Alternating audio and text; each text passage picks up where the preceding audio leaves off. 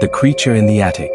The first time I heard it, I thought it was the house settling. Old houses make noise. They creak, they sigh, they whisper when the temperature drops. But this sound was different. This sound was breathing. Slow. Wet. Deliberate. It came from above my ceiling, from the narrow forgotten space beneath the roof. I lay in bed in the dark, counting each inhale and exhale, feeling a cold knot form in my chest. Whatever was up there was alive. We had moved into the house 3 months earlier, my father and I, after my mother's funeral. He said the quiet countryside would help us heal. The house stood alone at the edge of a forest, a tall colonial built in 1911, its paint peeling, its windows dark and watchful.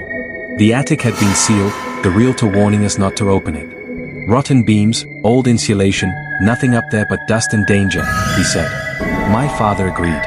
He nailed the hatch shut himself. So when the breathing started, I told myself it was animals. Raccoons? Maybe. Mice.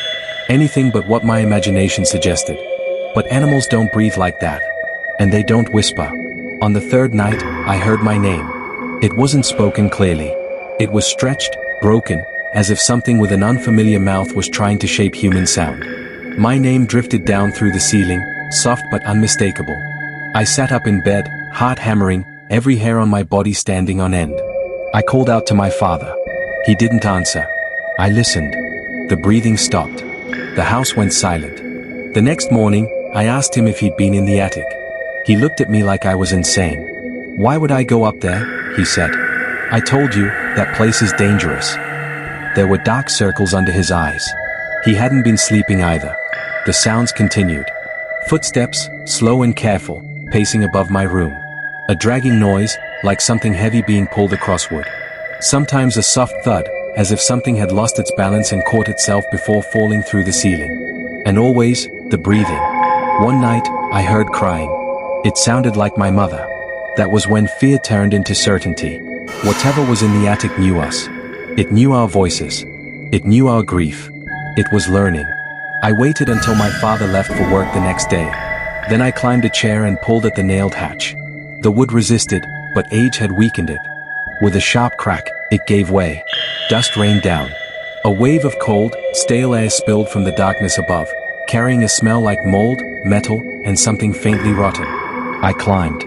The attic was larger than I expected, its slanted roof supported by thick wooden beams. Old trunks and broken furniture lay scattered like the remains of forgotten lives. But what froze me in place were the marks on the floor. Long grooves, carved into the wood, as if something with claws had been dragging itself back and forth for years. In the far corner, something moved.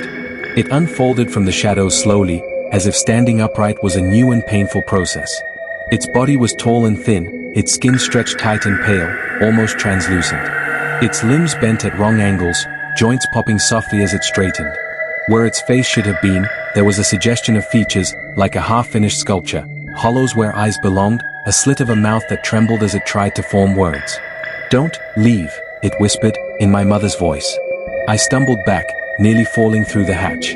The creature tilted its head, studying me with those empty hollows. Then it smiled, and the smile was wrong, too wide, filled with small, uneven teeth. You hear us now, it said. Not just my mother's voice. My father's. Mine. A chorus of stolen sounds led together. You always hear us. I ran. That night, I told my father everything. He didn't laugh. He went pale. He confessed that he, too, had been hearing my mother calling from the ceiling, begging him to come to her. He had thought grief was breaking his mind. We decided to leave. But the house would not let us go. The power died. The phones went dead. The car wouldn't start. And from above, the footsteps grew faster, more confident, circling, as if the creature knew it was losing its hiding place and was done pretending. The attic hatch creaked open on its own. It descended halfway, and the thing lowered its head through the gap. In the dim light, its skin rippled, shifting, reshaping. For a moment, it wore my mother's face perfectly. Her eyes, her smile, her sadness. You brought us here, it said gently. This house feeds on loss. It makes us. We are what remains when love rots into loneliness. Then its face melted back into that unfinished mockery, and it began to crawl down. We didn't wait. We ran through the front door and into the storm that had gathered without sound. Rain pounded the ground as if trying to wash the house away.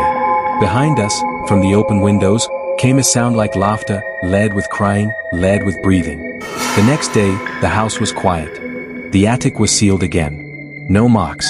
No grooves. No sign of anything ever living there. But sometimes, when the night is very still, and the air is heavy with memory, I hear breathing above my ceiling. And it is learning my voice.